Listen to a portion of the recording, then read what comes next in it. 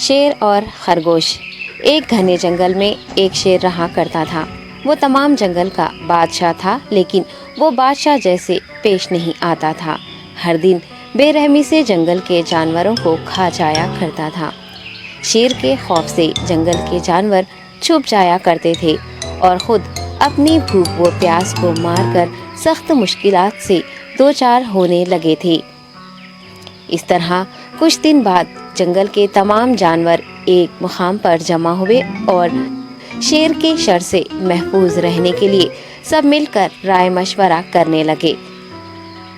سب نے اپنی اپنی بات رکھی اور آخر میں ایک گیدڑ نے کہا، میرا خیال ہے کہ ہم روز شیر کے ہاتھوں مرنے کے بجائے ہم خود ایک بار شیر کے پاس چلے جائیں۔ اس طرح روزانہ شیر کسی ایک کو کھا لے گا اور ہم سب اپنی اپنی باری سے چلے جائیں گے اور بلا خوف و ڈر سکون سے زندگی گزاریں گے۔ گیدڑ کے مشورے پہ تمام جانور رضامند ہو گئے۔ ایک بندر نے کہا، ٹھیک ہے، تمہاری بات بالکل درست ہے۔ موت کا خوف کرنے کے بجائے اپنی باری آنے تک ہم اطمینان و سکون کی زندگی گزار سکیں گے۔ جانوروں کی بات چیت مکمل ہونے کے بعد خود گیدڑ نے شیر کے پاس جا کر یہ ساری بات بتائی۔ گیدڑ کی باتیں سننے کے بعد شیر نے کہا، میں بادشاہ ہوں، اس لیے تم سب کی بات مان رہا ہوں، لیکن ایک بات غور سے سن لو۔ اگر کسی دن مجھے جانور ملنے میں تاخیر ہو جائے تو میں خاموش نہیں بیٹھوں گا اور دوبارہ تم سب پر حملہ کرنا شروع کروں گا۔ شیر نے بڑے غصے سے یہ سب کہا۔ شیر کی باتیں سن کر گیدڑ نے سر ہلاتے ہوئے حامی بھر دی اور وہاں سے چلا گیا۔ اس دن کے بعد ایک ایک جانور بلا ناغہ اپنی اپنی باری کے مطابق شیر کے پاس جانے لگے اور شیر سکون سے اپنے پاس آنے والے جانوروں کو مار کر اپنی بھوک مٹانے لگا۔ یہ معاملہ ایسے ہی چل رہا تھا اور ایک دن شیر کے پاس جانے کی باری ایک خرگوش کی آئی۔ وہ خرگوش بہت ہی ہوشیار تھا۔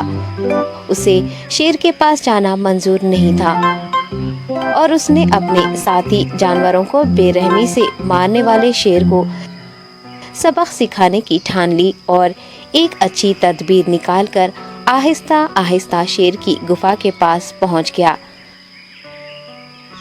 تاخیر ہو جانے سے شیر کافی غصے میں تھا اور خرگوش کو دیکھ کر غصے سے کہنے لگا، میں نے تم سب کو پہلے ہی کہہ دیا تھا، دیر ہو جائے تو میں خاموش نہیں بیٹھوں گا۔ تم نے وعدہ خلافی کی ہے، اس لیے میں جنگل جا کر من چاہے جانور کا شکار کر کھا جاؤں گا۔ تب خرگوش نے شیر سے کہا، معاف کر دیجیے بادشاہ سلامت، غلطی ہو گئی اور اس کا ایک واجب سبب ہے۔ اطمینان رکھیے، میں بیان کرتا ہوں، آپ سنیے اور اس کے بعد آپ آرام سے مجھے مار کر کھا لیں۔ شیر نے پھر غصے سے کہا، وہ کیا بات ہے، جلدی بتاؤ۔ خرگوش نے کہا، بادشاہ سلامت، میں آپ کے پاس آ رہا تھا اور راستے میں مجھے ایک شیر مل گیا اور مجھے مارنے کے لیے آگے بڑھنے لگا۔ میں نے آپ کی بہادری کی بات اس شیر کے سامنے رکھی، لیکن وہ شیر آپ کے بارے میں بہت برا بھلا کہنے لگا۔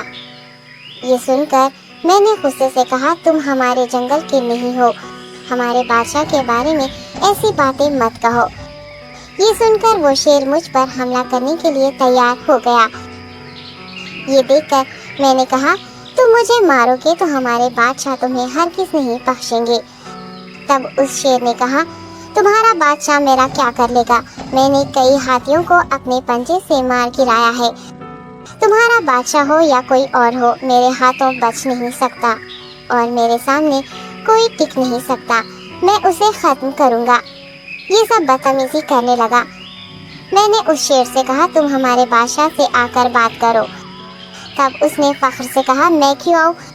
تمہارے بادشاہ میں دم ہے تو اسے ہی یہاں لے کر آؤ۔ یہ کہہ کر مجھے دبانے لگا۔ بادشاہ سلامت، اسی لیے آنے میں تاخیر ہو گئی۔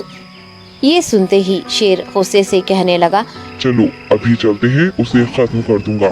یہ سننے کے بعد خرگوش نے شیر کو جنگل کے درمیان موجود ایک کنویں کے پاس لے گیا۔ خرگوش نے کہا، بادشاہ اس کے اندر دیکھیے، وہ وہاں آپ کا بے صبری سے انتظار کر رہا ہے، آپ اسے اچھا سبق سکھائیے۔ شیر غصے سے فوراً کنویں میں جھانکنے لگا اور زور سے دہاڑنے لگا۔ تب دوسری جانب سے بھی دوسرا شیر دہاڑتا ہوا محسوس ہونے